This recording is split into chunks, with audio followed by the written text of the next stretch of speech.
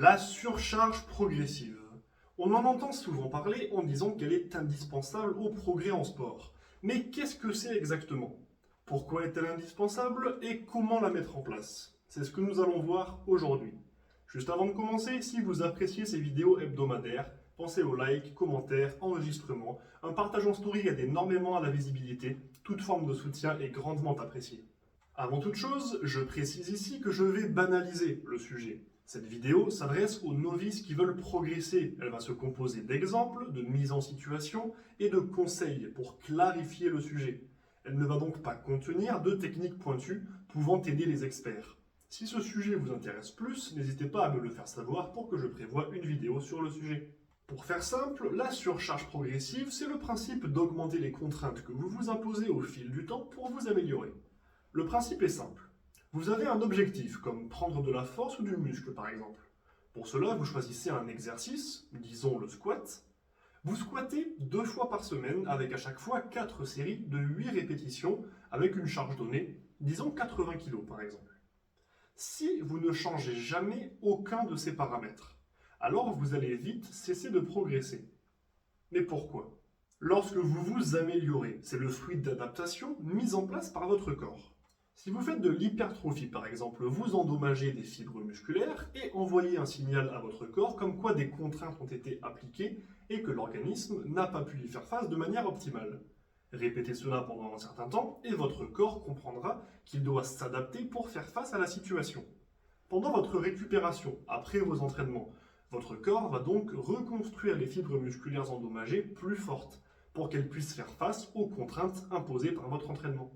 Donc, une fois que les adaptations ont été mises en place, votre corps résiste à l'entraînement que vous lui infligez.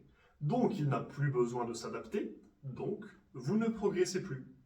Mais si la difficulté de vos entraînements augmente progressivement et continuellement, alors votre corps va sans cesse devoir mettre en place de nouvelles adaptations pour pouvoir toujours faire face aux contraintes imposées par votre entraînement. C'est pourquoi il est essentiel d'utiliser la surcharge progressive dans vos séances. Maintenant, comment la mettre en place? Reprenons l'exemple du squat et partons du principe que vous travaillez sur des blocs ou des cycles de 4 semaines. Pour la première semaine, ou S1, il peut être intéressant d'utiliser la charge à 80 kg, mais pour les semaines suivantes, ajouter un petit peu de charge de manière hebdomadaire peut être judicieux, 2,5 kg par exemple. 2,5 kg, ça paraît peu, mais sur un bloc de 4 semaines, avec donc 3 augmentations de S1 à S2, de S2 à S3 et de S3 à S4, vous aurez connu une augmentation totale de 3 fois 2,5 kg, 7,5 kg sur un exercice, ce qui n'est pas négligeable. À la fin du bloc, on redescend et on recommence une surcharge progressive en conservant ou en modifiant légèrement l'exercice.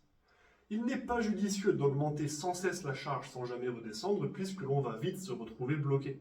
Notons d'ailleurs qu'il est important de gérer la progressivité de la surcharge intelligemment. Premièrement, pas question de rajouter 10 kg par semaine et par exercice. On doit commencer avec une charge maîtrisée mais pas trop simple et finir sur une charge lourde mais pas incontrôlable. On ne commence pas avec une barre bonne pour l'échauffement pour finir quelques semaines après sur un 1RM. Deuxièmement, il faut s'adapter. Nous ne sommes pas obligés d'augmenter la charge chaque semaine. On peut très bien par exemple l'augmenter légèrement de la S1 à la S2, puis la conserver de la S2 à la S3 et enfin la réaugmenter légèrement de la S3 à la S4.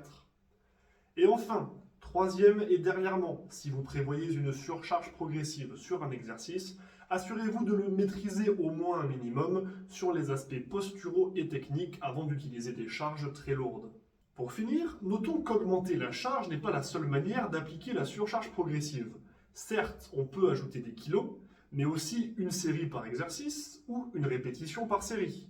On peut également diminuer légèrement le temps de repos tout en le gardant suffisamment long pour performer l'exercice correctement. Enfin, on peut ajouter un tempo sur la phase concentrique ou excentrique du mouvement, 2 secondes de descente imposée sur un squat par exemple, voire rajouter une pause quelque part dans le mouvement, de manière à augmenter la capacité de contrôle et le temps sous tension. En bref, l'augmentation des contraintes imposées au corps, c'est ça la surcharge progressive. Et n'oubliez pas de prendre une semaine de décharge après de nombreuses semaines d'augmentation des charges si vous en ressentez le besoin afin d'optimiser vos résultats et de réduire le risque de blessure.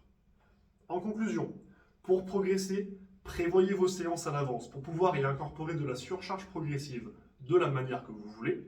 Évaluez la difficulté de vos séances pour être sûr que les contraintes augmentent progressivement et soyez patient pour voir les résultats. J'espère que cette vidéo vous aura été utile. Si vous avez des questions sur les points que je viens d'aborder ou d'autres interrogations sur le sujet, contactez-moi pour me les poser. Si vous avez des questions concernant votre diète, votre entraînement ou autre, n'hésitez pas à me les soumettre.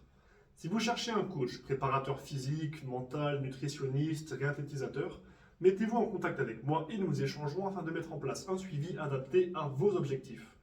Et s'il y a un sujet en particulier que vous voudriez que j'aborde dans ce genre de vidéo, n'hésitez pas à me le faire savoir sur les réseaux sociaux ou en commentaire, où vous pouvez d'ailleurs laisser vos impressions sur la vidéo du jour. Sur ce, bon entraînement et n'oubliez pas, rendez-vous fiers.